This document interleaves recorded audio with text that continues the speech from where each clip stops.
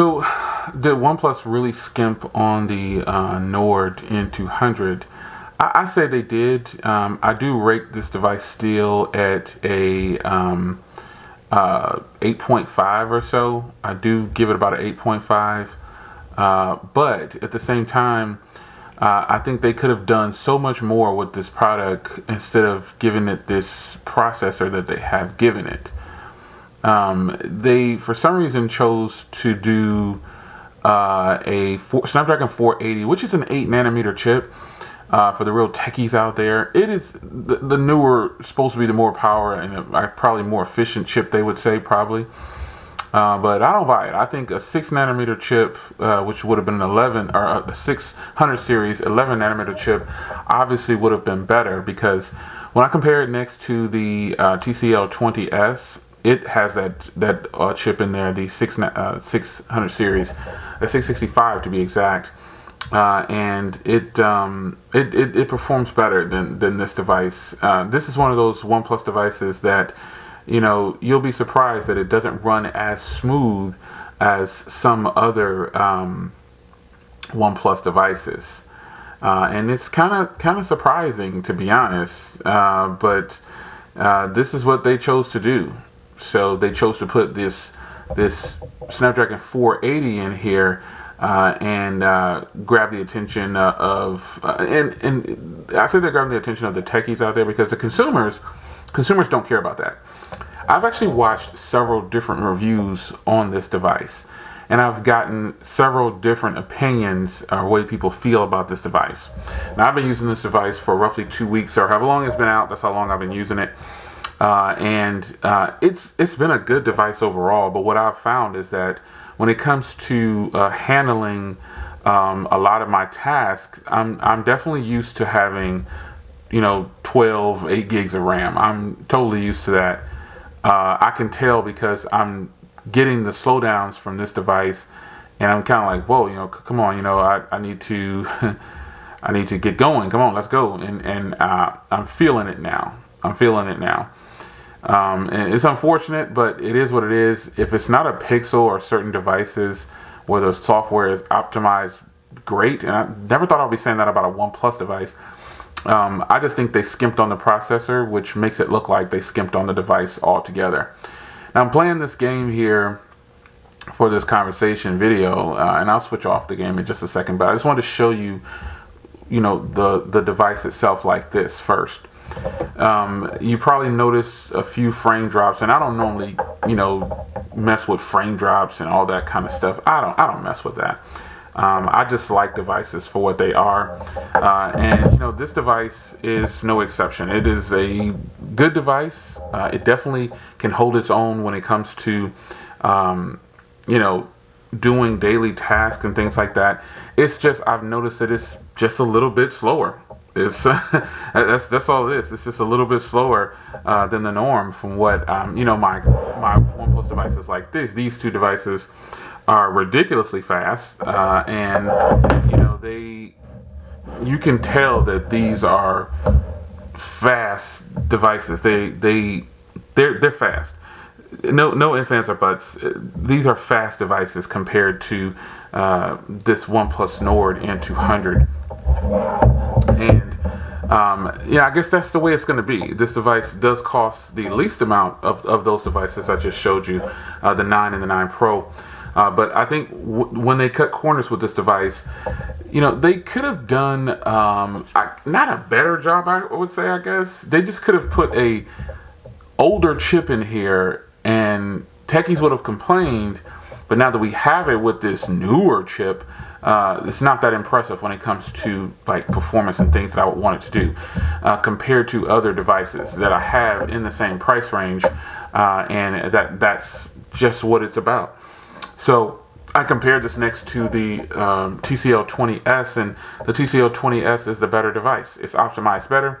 It does have that 11 nanometer chip, and it runs a lot faster. So that's to be expected because it's just a better chip altogether.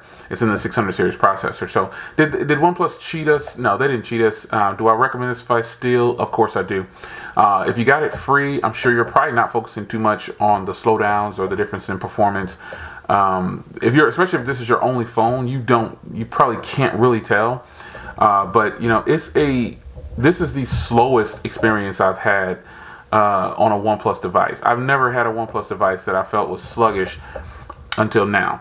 And they've really cut some corners on here. They took away the alert slider. They put the fingerprint reader in the power button.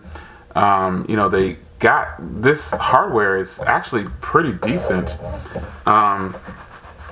They just brought the one color here. You know, they chose to do it like this, and this is actually beautiful. But the cameras, here's another thing where I think they kind of skimped on us, is the cameras, man. These cameras can't record in 4K. They do have decent footage, but after some testing now, when I initially got this, I did the live unboxing, I did everything. It's great, but that's over. And I'm using this regularly, and the camera system on here is definitely not the strong suit, especially the front cameras. Now, it can do 1080p, and then that's it. You know, it doesn't even do 1080p 60. And we've discussed this, me and my Project 13 discussed this, and you know, we both kind of came to the same conclusion that it would have been nice for them to have put in, you know, 1080p 60 at least.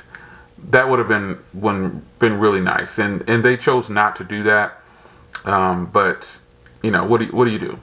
You can't force a company to add something in there that you think should be there based on the price. And I'm really hoping that if in fact they do decide to make there is a Nord 2, but the Nord 2 is based on the original Nord, and so we know what that's about. So we're hearing some better specs on that, but is it even coming to the US? That remains to be seen. We don't know if it's coming to the US. I don't know if it's coming to the US, but they cut corners on the processor. They skimped on the cameras because of the processor, more than likely. And then day-to-day tasks and everything just feel different on this device. It just doesn't feel as smooth as all of my other OnePlus devices experience. Even the other Nord that I had, the Nord N200, it didn't feel sluggish like this. And I don't know what that's about. But yeah, I still rank this device an 8.5 because overall package, those things that I mentioned, they don't kill the device. Yeah, it's not as speedy, but that's just because it's not speedy for me. You see what I'm saying? So the cameras, yeah, they don't record in 4K or 1080p 60, but that's just what I would prefer. The quality is still fairly decent on these, and that remains to be seen. Now, the front camera is definitely the weaker point of this phone after doing some extended testing, but this device, and when I say weaker, that doesn't mean that it's a bad, horrible front camera. It's just that it needs to be in the right lighting like most cameras do today. So OnePlus did a fairly decent job on this device. And the real review process comes from after using the device. So yeah, you get your initial impressions, but then after you use the device for a while, you really start to see the strong suits and the weaker points of a device.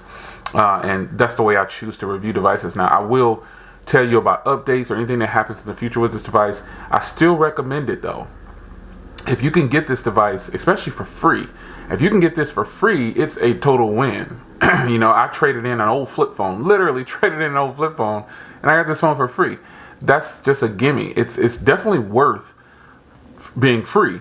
But if I had to label it, after using this for a couple weeks now, and I had to label it with an actual price, based on how it's performing, for me, I would label it at about $99, no more than $149.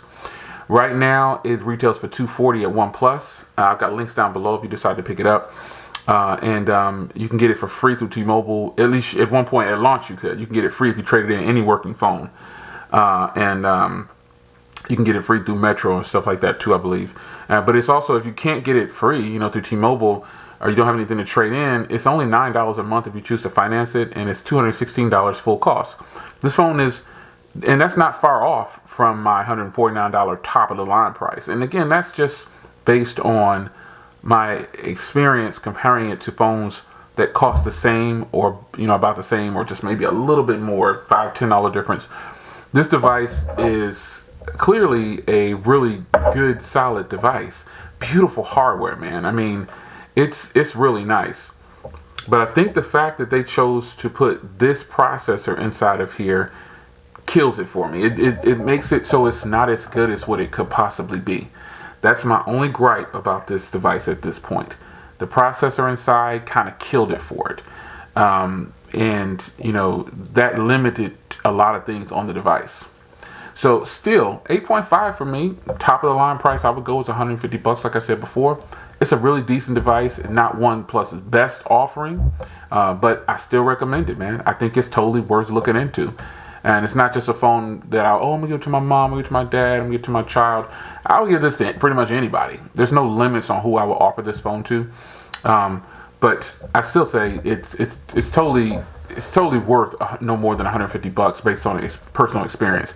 Now, if you have this phone and you had to rank the price, no matter how you got it, even if you got it free like me, you still need to award a price to it, what you think the actual value could possibly be. So if you have this device, what would be your price you think you wouldn't want to go over it based on using it now for at least 2 weeks or however long you've had it? So it's your man Jay, hope you guys enjoyed. OnePlus did a fairly decent job on this one. Just the price will drop on this for sure, and then you'll start to win. But early adapters, if you end up paying full cost for this, you still win because it's based on your experience. This is my experience, and you know, this is where I stand right now, about 2 weeks in. So what do you think about the OnePlus Nord N200 5G? I think it's an overall great phone. I took my SIM card out because I'm testing something else at the moment, but yeah, stay tuned for that video too. But I did compare this next to the TCL 20S, and I believe that video is out by now. So check that out. I prefer the TCL 20S over this device for sure. But that's just my personal experience with it. So it's your man Jay. I hope you guys enjoyed another discussion video. OnePlus Nord N200 5G. I hope you enjoyed this one, and please comment down below. I'd like to see your energy in the comments. See you in the next one. Take care.